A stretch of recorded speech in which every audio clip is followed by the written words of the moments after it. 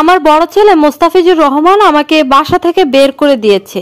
এরপর ভোলা পৌরসভার মেয়র পুলিশের সহযোগিতা নিয়ে আমাকে বাসায় ফিরিয়ে দেয়।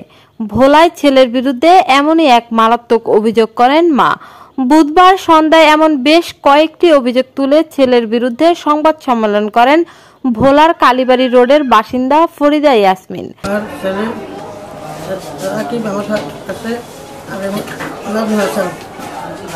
আমার বড় ছেলেটাকে আমার সাথে সবসময় বাসা বাড়ি নিয়ে অনেক কিছু বাবা মারা যাওয়ার পর অনেক ঝামেলা চলতে আসে।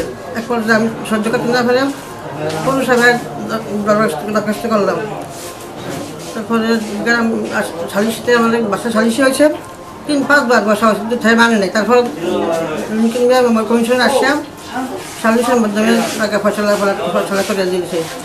4 ফ্ল্যাট আমার 2 ফ্ল্যাট, কিন্তু সে সালিশ কাগজে সইও করে না, সে মানবে না। আর শুধু আমার হুমকি দিতে আছে, ঘর থেকে বাইরে রাখবো, আমার সম্পত্তি সব লেখা দিতে হবে। আমি অনেক টাকা খরচ সংসারে খরচ করছি। আবার তো বললাম আমাদের ঘর থেকে বাইরে যাতে একবার বাথরুমের ঘরে মালাও দিচ্ছে আমার ব্যালকনিতে, বাথরুমের মালা ফেলাইছে রাত্রি 4টার সময়। তারপর বাইরেটা করলে প্রত্যেকদিন সই করে ভাড়া আমার দিবেন, বাসা আমার, বাসা ভাড়া আমার দিব না। বাইরে একদিন ডাক্তার বলছে অনেক ঝামেলা করতে আসে। ঝামেলার পর তারপর অনেক ঝামেলা করছে, ঝামেলার করার পর আমি তারপরে মিথ্যা মামলা দিচ্ছি আমার ছেলের নামে। মিথ্যা মামলা দিচ্ছে, সকালবেলা একটা তালা মারতে মামলা দিচ্ছে। মসজিদের সভাপতি সাক্ষী দিচ্ছেন, মেয়ের কাছে গেছি আমি। সাক্ষী দেওয়ার পর আমাদের ঘর বাইর ফিরে দিচ্ছে, মেয়ের আমাদের পুলিশ দেওয়ার বাসায় ঢুকিয়ে দিছে। ঢুকে দেওয়ার পরও এখন আমার এক বেলাতে এখন তালা মারা, তালা খোলে না। ওইসি করতে আসে, সবসময় হুমকি দিতে আসে, ঘর দিয়ে বাইরে ঘরে থাকার অযোগ্যতাই না।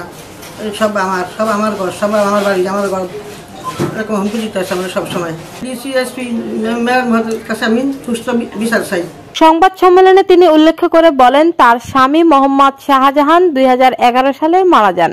তিনি তার 4 ছেলে নিয়ে একই ঘরে বসবাস করছেন। তবে পারিবারিকভাবে কারোর সাথেই ভালো সম্পর্ক ছিল না বড় ছেলের। এ নিয়ে বাধ্য হয়ে সিনিয়র জুডিশিয়াল ম্যাজিস্ট্রেট আদালতে সিআর 154/24 মামলা দায়ের করেন ফরিদা ইয়াসমিন।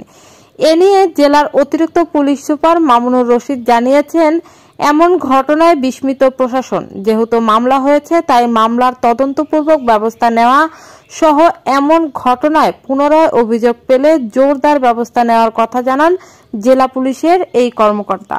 লিমা আক্তার, স্বাধীন 71।